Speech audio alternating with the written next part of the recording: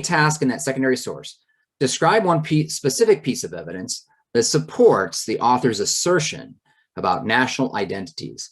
And as Katie mentioned, you can go to yesterday's AP live video and you can still download that. And I understand there was a little bit of a problem getting this secondary source. A lot of you wrote, I only had access to the map, but some of you found your way there.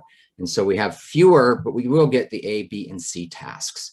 Okay, so again, here we go. We have our it's a describe prompt. So a lot of you were asking too, what's the difference between describe and explain? And we'll show you this T structure again to let you know.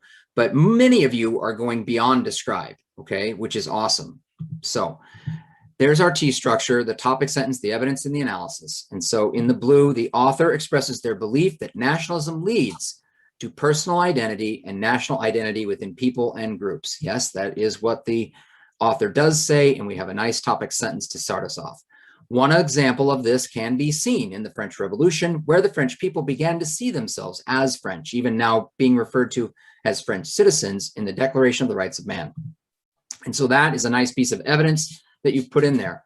And so what I'm trying to say is, if this were, since this is just a describe prompt, one piece of evidence, describe a piece of evidence, this on its own is enough to get the point, because you've got a describe prompt. It's 2 sentences, that topic sentence introducing the argument, and a very good piece of evidence as an example.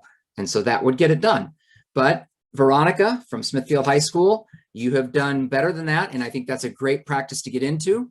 And she goes on, the common feeling among many French people of inequality and a need to change the governmental system led to nationalism because of a common goal and common culture that Frenchmen shared. This would lead to people's armies as France fought other countries in order to achieve its revolutionary goals. Ultimately, nationalism produces for national identities, as can be seen in the case of the French, who developed a sense of French identity from their common culture and goals. So well done, Veronica, and you've got that T structure down, and you've definitely earned the point there. This is from Jane, and Jane, I'm going to say awesome job that you've already color-coded everything for me. I didn't have to do anything. So great job. We've got a describe prompt again, and Jane was like, please give me some feedback, even if it's bad. Jane, it's good, so don't worry.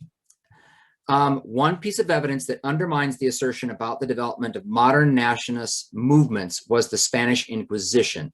Okay, so we're talking about a piece of evidence that undermines the assertion that these nationalist movements did not develop before the 18th century. That was made by the author, and here is Jane going to give a contradictory piece of evidence, and she is going to talk about Spanish Inquisition. So we have that topic sentence. For instance, Spain was largely Catholic, and together the native Spanish people united through their shared interests and attempted to, I like you put converts question mark, and I think that's a better word here to use here, convert the Moors or expel, convert or expel the Moors and Jews from Spain. So that is a piece of evidence that is true, and that would probably earn you the point with the describe prompt. So nice job, Jane, but then you go on. This establishes that even before the late 18th century, when the French and American revolutions occurred, modern nationalist movements were developed. And so the argument Jane is making is that because of this faith-based piece of evidence, that is a sense of togetherness or nation, if you will. And so I think that would work, Jane. So nice job.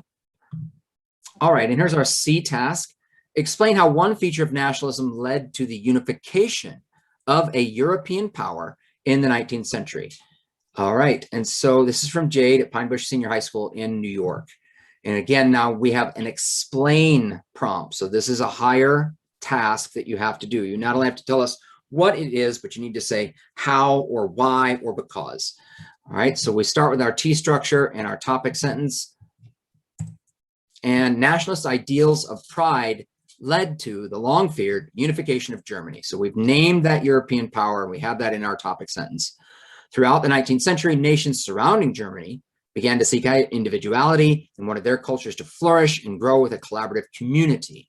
Again, talking about unification and nationalism. This created an air of allure and pull towards having the pride of a unified community. So I think that is evidence. And then it goes on, Germany decided that their attempts at unification, such as the Zollverein, which is that German customs union, would not be thwarted again.